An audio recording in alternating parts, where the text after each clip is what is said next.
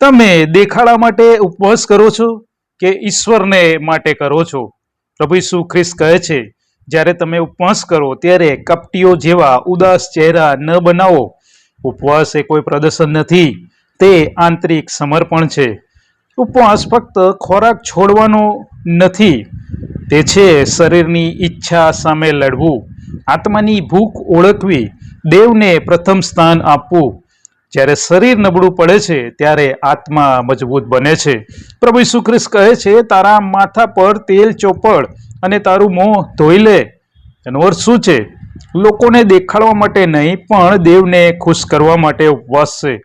ગુપ્તમાં કરેલો ઉપવાસ ગુપ્તમાં જોનારો તમારો દેવ જાહેરમાં ફળ આપશે. ઉપવાસ એ હૃદયનો સંઘર્ષ છે, મારી ઈચ્છા કે દેવની ઈચ્છા. આજે આપણી જાતને પૂછીએ, મને ખરેખર શું ભૂખ લાગી છે? ખોરાકની છે કે દેવની છે?